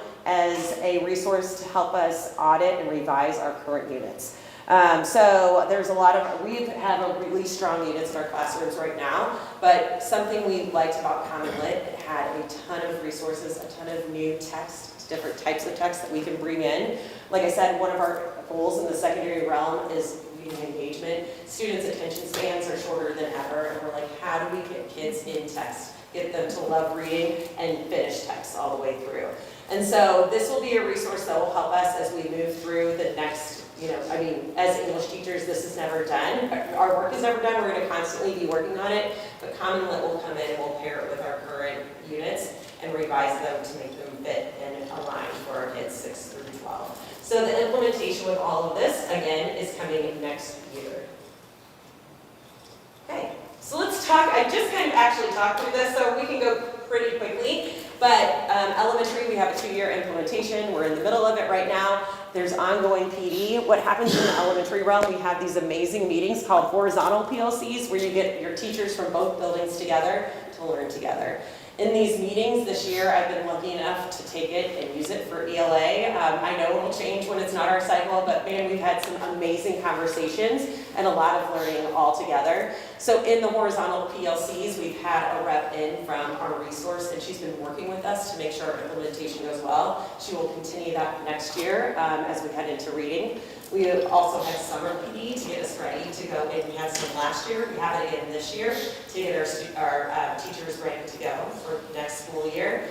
We will also have lab sites going on here next year where we will actually have the rep in from the company, and she is phenomenal, probably one of the best PD specialists I've ever been with, which says a lot. Sometimes people from companies are just showboaters or salespeople. She is truly walking the walk and talking the talk. She's amazing. She's a lifelong first grade teacher that came into this work, so our teachers love her. But she'll be coming in and doing lab sites with our teachers for the reading and foundational skills to make sure that those go really well as we implement. And we did that strategically because we knew there's so much that goes into the teaching of reading that we wanted to do it well and put most of our PD into that. And then another thing we are working on in elementary, as we know, our curriculum is not this resource. This resource is supporting our curriculum. So as we learn this resource, We are doing things like refining our pacing, we're looking at assessments, we're seeing what it has and what it may not have and what else we need to bring in as we go. But that's just part of our curriculum cycle, and it never ends, because teaching is never done, it's always evolving. In the secondary world, we've had some PD with Common Lit, and we will have implementation PD this summer. Also with this resource, there's on-demand PD that's pretty incredible. A big goal that we're working on, because the team decided from all of our feedback that they would like to continue to work with some of the units they have and then bring in some new text and some new units from Common Lit. The goal we have is to make a transferable unit plan that can be used across 612. The bonus of having a resource in K-5 is that once you learn how it's set up, it doesn't matter which grade you go to or where you go, you understand what you're getting into, what you're teaching, what you're seeing. When you write your own in 612, if everyone's using a different type of template or a different type of format, and we have a teacher that leaves, which happens in Brentwood, we have singleton teachers in 612, we feel a little lost. So to keep us from feeling lost, we're making some transferable different formats for us, so that we not only can support each other with our teaching, but also look at our teaching vertically in ways that we're speaking the same language, so we are supporting our students' journey as they travel through Brentwood. Let's see, I already talked about the engagement goal. Again, we are refining and revising our units, our pacing, and our assessments to make sure that they are truly supporting the standards that Missouri has given us. So it's a lot of work, but our teachers are doing it, and they're doing a fantastic job, and they are really invested in the learning of our students here. So it's incredible. They are wonderful people to work with that pour everything they can into this work. With the state of Missouri, DESE tells us we have to have a comprehensive literacy plan. If you would like to dig into it, it's going to be linked right here to the slideshow in this picture right here, but I won't make you do that right now. But to kind of tell you about this, the purpose of it is to create a pathway for the integration of literacy development across grade levels and content areas. Pretty much all the work we've done over the last several years is going to be verbalized in the comprehensive literacy plan. It gives us a framework to decide what are our needs here in Brentwood, what are our priority goals, and how can we make an action plan with it. And then also making sure we have long-term goals to ensure student success. Kids are always changing, the way we teach is changing, new research is always coming out, so this plan helps ensure that we keep up with everything. So if you look at that, you will be able to see everything I just said in much greater detail there. And then something else that we had to set with per DESE is that we have to make literacy plan goals. And so I just want to tell you about a couple of those we're working on right now and have started achieving this year. We chose goals from 2 separate domains from a self-assessment that DESE gave us. So I met with all of our literacy team, and we chose 2 domains to work through.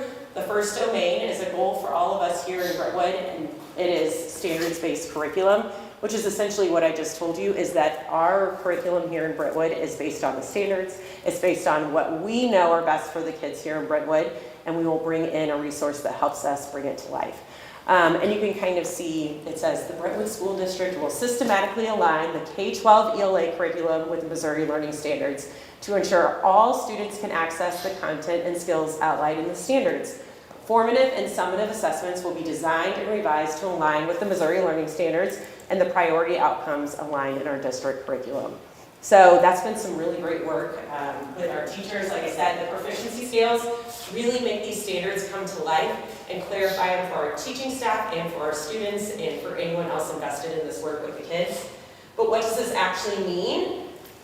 We would create proficiency scales. We've done that. We will work vertically to ensure alignment across grade levels. This is a big part of our work, and man, we are lucky to be here in Brentwood where that work doesn't feel like such a heavy lift, because we can literally sit in the room and talk to each other about the journey kids are taking here in Brentwood as far as ELA. Align our work of our instructional units to proficiency scales. This is a big part of our work we're doing right now. Secondary wanting to use some of their units and revising and refining. It's really looking at what are our scales and are we hitting that to the depth that we need to with our units that we're writing.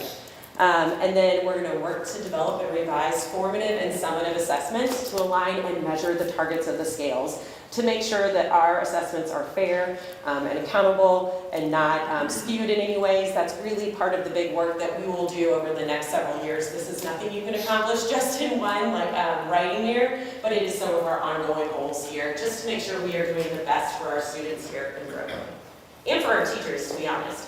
Okay, and the other domain we chose was intentional instruction, intervention, and enrichment. So our goal for this one was the Brentwood School District will create a unit planning process rooted in backwards design. Educators will first identify learning outcomes aligned with our proficiency scales, establish clear criteria for evidence of learning, and then design instructional activities that provide students with targeted opportunities to practice and achieve mastery of priority standards. It's a lot of words, but it makes sense to us when we unpack this. This also includes intervention and enrichment opportunities. This is a much bigger goal. You can read it. So we're making sure that we are starting with our curriculum, the priority standards, making sure that our teaching is aligned, make sure that our criteria is clear, for success is clear to us, to our students, to all stakeholders, and that our activities are aligned with that as well. And that not only that, but like our interventions that we have and our enrichment opportunities also align with that. So it's a lot of work, but it's good, meaningful work that our teachers here in Brentwood want to do. So I feel very lucky that they chose this as a goal and are willing to work on it with me. You can see some of these we actually have achieved. Identify and state our proficiency scales that align with each instructional unit. In the elementary world, because we started implementing this year, we actually would preview the unit, look at our proficiency scales, and talk about which ones were aligning, which ones were supported, how are we hitting it, and how do we make sure that we are achieving the goals of those scales. That will be rolling up as we do this in the 6-12 realm as well. Establish clear criteria that will measure progress towards the mastery of the standards. Those are in the scales, but there are other things that clarify that, like assessment work, looking at student samples, a lot of good things that can happen here. Adjust learning activities and assessments based on student performance and alignment with the goals. So really thinking about, we had this assessment, this was our goal, what did our kids do and what needs to be changed? So a lot of just like refining as we go and collaborative conversations. And then our interventions and enrichments are designed to align with the proficiency scales. So you can see there's a lot of this alignment discussion, which I just love. Because for years, all the DESE stuff was telling us, K3, you really need to start doing your job with like early literacy. And then they're like, well, K5, you really have to. But now DESE is really saying, okay, this is not just a K5 thing, this is an everybody thing. And so it's just really trying to get all stakeholders invested in this type of work, which I actually appreciate that it's out there. Yes, do we have to jump through some hoops, like creating this type of thing, even though we're already doing it? Yes, but it's good work, so I don't mind putting it all in writing. And putting it all in writing makes it happen. Usually, you can't put it out there and then take it back. So that's an update. Do you have any questions for me about our process? There's a lot more than that, but we can talk anytime. But if you have anything for me right now.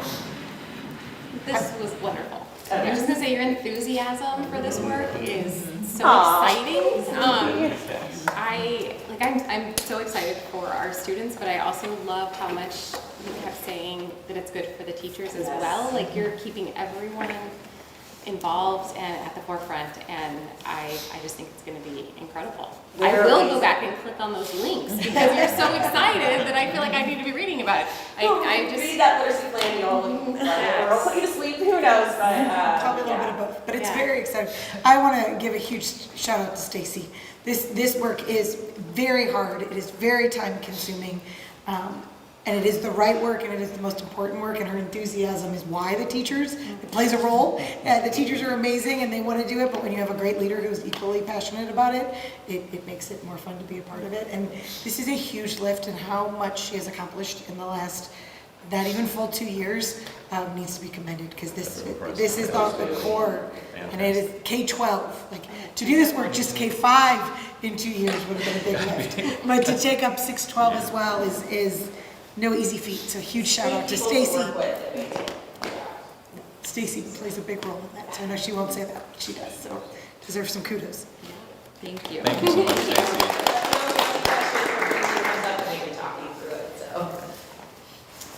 Thank you.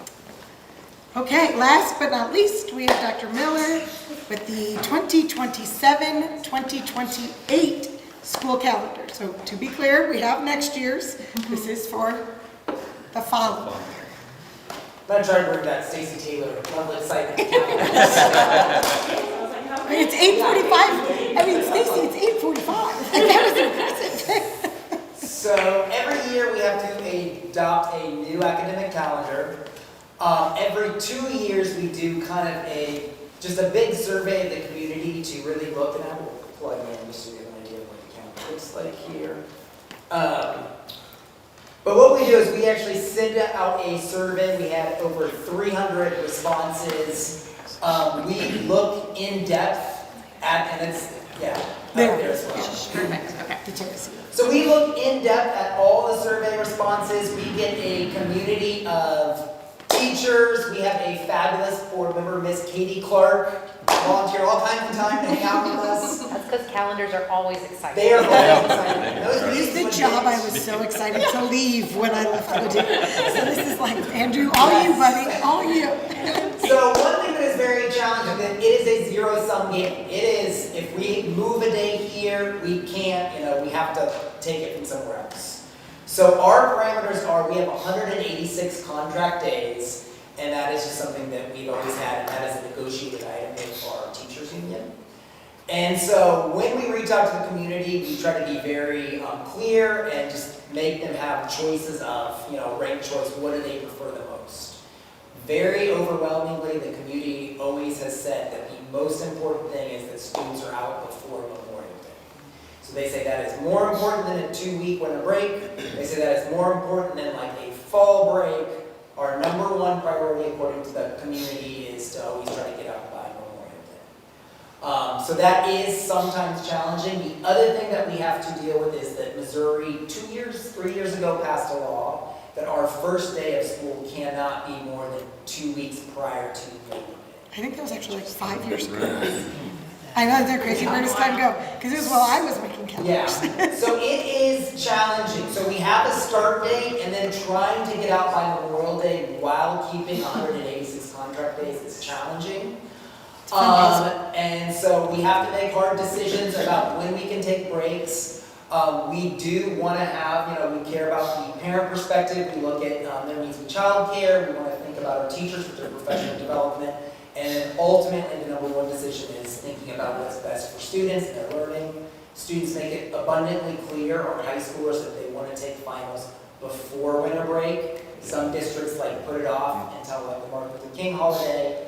But students just say, we want to be done with finals in winter break. So we look at all that data. We try to make decisions for what is best, what flows naturally. This year we did make one change that was more significant than prior years.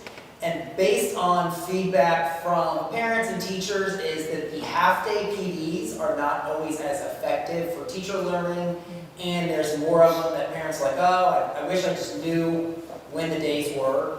So instead of 6 half-day PDs where students get out at 1 o'clock, we converted those 6 half days into 2 full days of professional development. So there's going to be less time where students, you're trying to find care. The other thing that we did is that generally our PD was because we had the half days, they were kind of falling on Fridays, trying to be convenient for families who maybe wanted to go out of town.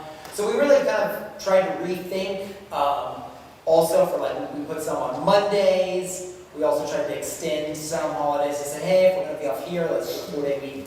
So it might seem like a quick process, but there is a lot of feelings and trying to figure out what's best. We look at when parent-teacher conferences are. We look at all the districts around us to see how we align to make sure spring breaks and winter breaks are lining up. And after all that, we are now proposing this calendar for your approval for the 27-28 school year. One thing that has nothing to do with the approval, but our new Right at School after care and before care will be offering child care on all of the full days that we are off. So that will be, so any of the PD days. So if you're not a regular member, you can do drop-ins for those days. So families will have an additional option, because we do know that is a huge part when you're looking at the calendar. of the mental health and mental well-being of teachers and kids and needing breaks, but also acknowledging that that is a burden on parents and the community too, so. So can I get a motion to approve the 27-28 calendar? I make a motion to approve the 27-28 academic calendar. Second? I'll second. Discussion? Thank you for doing this, it looks great.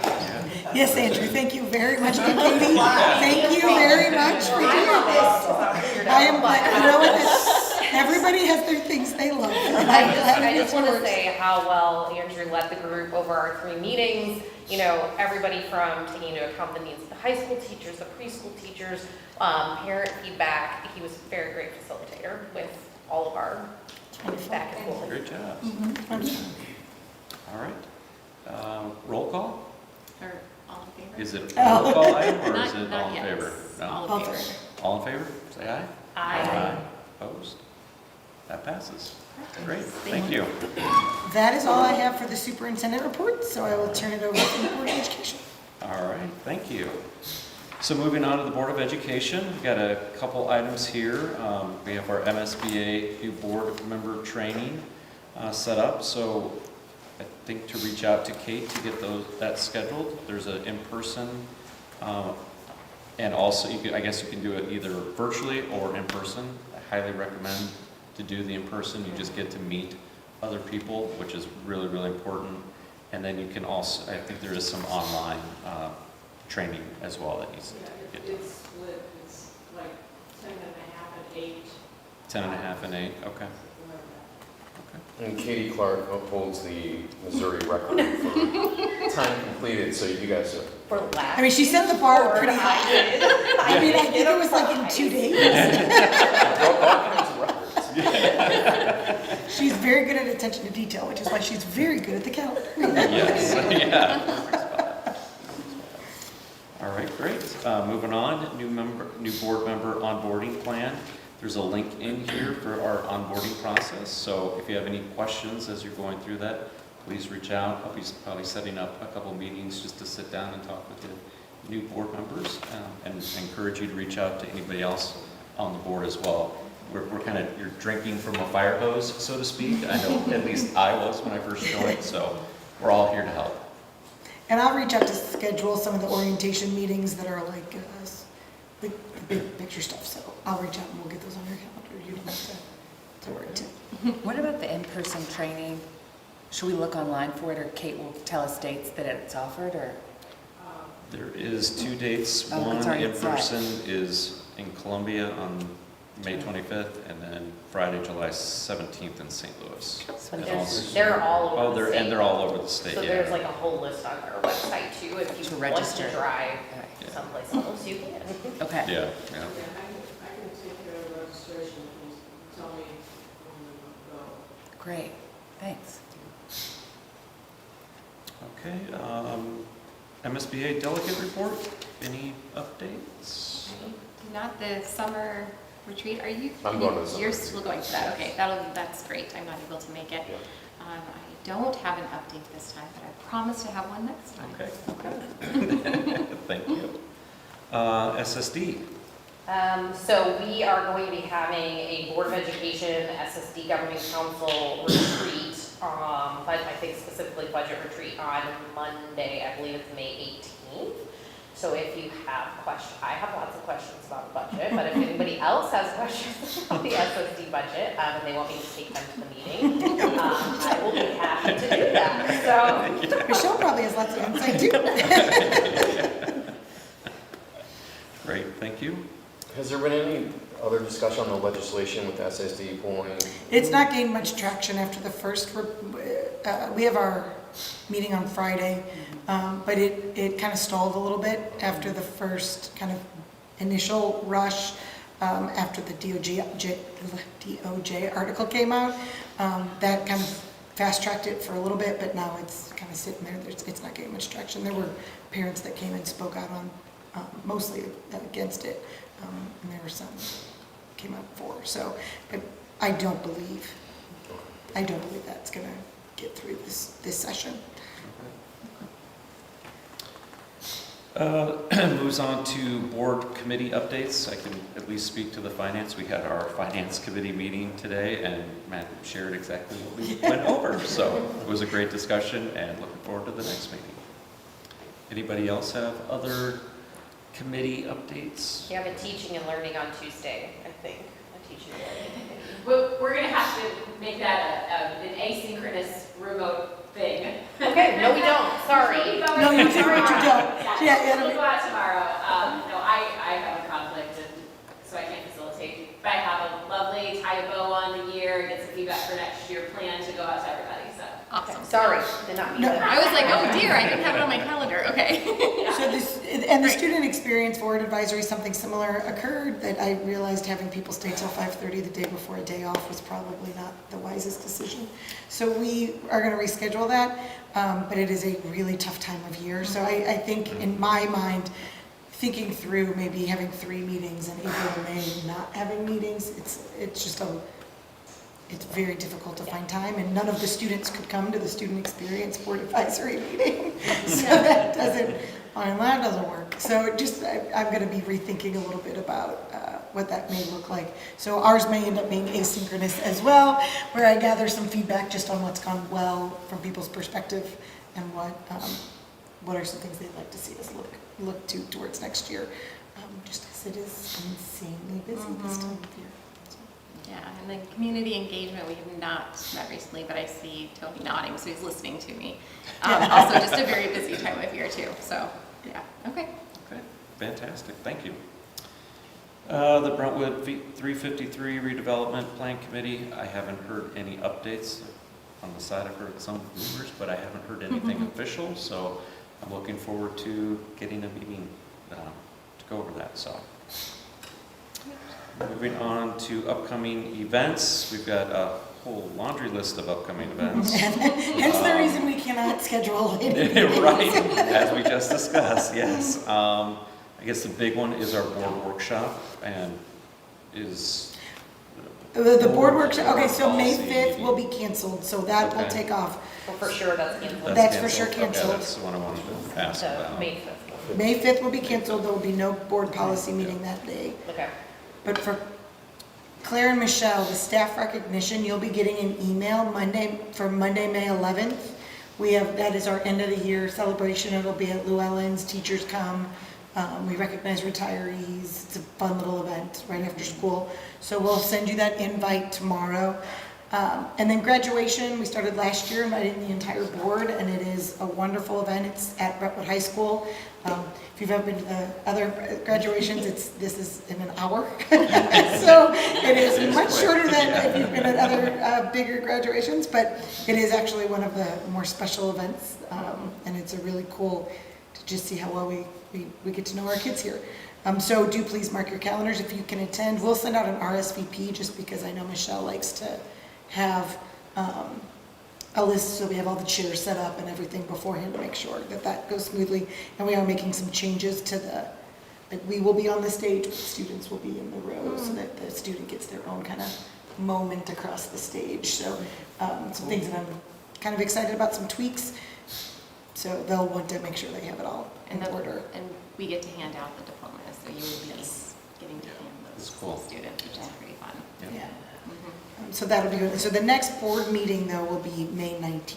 So, yep. And we will probably not have a June 2nd one either unless something urgent comes up in a policy. We only have like five policies right now, and they're not urgent, so we'll do those in August unless something changes in the next month. And when are we doing our board retreat? That is Tuesday, June 23rd. So, what was that? Yeah.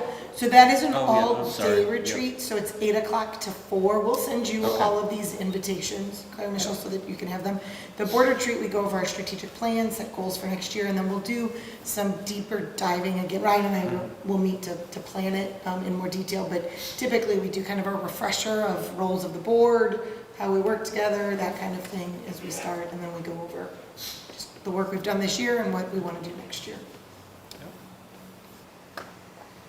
And the meeting on May 19th, that's just at 7, there's Yes. nothing before. Oh, no, there will be closed Oh, yeah. session, most likely, and we'll let you know if it's planned for 6 o'clock. closed. Okay. And we will let you know if for some reason, if we don't have very many hires, hopefully we won't. Hopefully we got through all of that, it's really late in the game. Hopefully we're good to go. So we'll let you know if it's like 6:30, but typically it's 6. Okay, for closed, so we do that before open. And just, do you guys have email addresses and Simply Access, or is that all? Their email addresses, we were waiting until they got. Okay, I was kind of curious on when that was, okay. I put in a request for them, that they'll be activated. And then I will also send you, I'll also activate the Simply account so that you can get on and look at all the board meetings, minutes, and. Yeah, you can get this. I'll get that to you as well. Other things like that you might need. Yeah. We will work The with- information will just come on that email, not, we shouldn't be looking at other. Yes, once we get that up and running, everything will go through your Brentwood email. Thank you. Great, thanks, Kate. I said a lot. I know you're still on your legit, because it's the one I got. This is. That's gonna get cut off. Yes. 25 This days. is. Another try. Closed session meetings and all of our work, so. Yes. You may have already mentioned this, but we have diplomas to be signed by the president and secretary. Oh, I didn't We mention have everything that was passed tonight. We have like one agreement and 2 separate meeting notes that will be signed by president and secretary. Whatever else will do that. There may not be something. So basically Ryan and Katie don't leave. Okay. Stick around for a minute. Oh, is anybody else going to the budget 101 on Monday? Come on, guys. Come on, no, okay. Budget 101. It's the Ed Plus budget 101 for Oh, board members. Can you give us an update? Yeah. After you Yeah. go? That would be awesome. That would be I great, cannot make yeah. it. Sure can.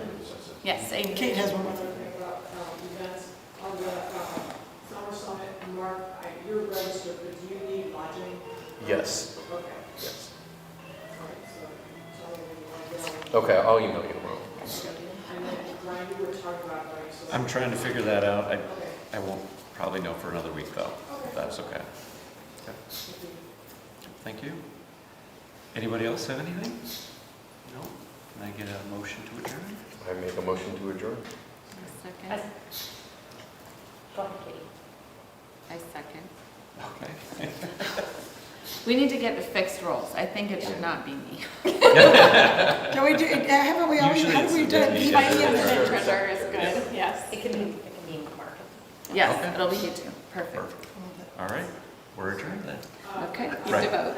Oh, What? all in favor? And then, Okay, and then Kate has to do a roll call. Okay. Mark Cicero? Yes. It's not on Katie here. Clark? Yes. Brian Flynn? Yes. Claire O'Brien? Yes. Michelle Ross? Yes. Katie Small? Yes. Lindsay Spencer? Yes. I was gonna say something to you too, I just totally lost it. Oh, weekend updates. So on Fridays, I know you mentioned, I will say, you will get this Friday a weekend update party, and it's basically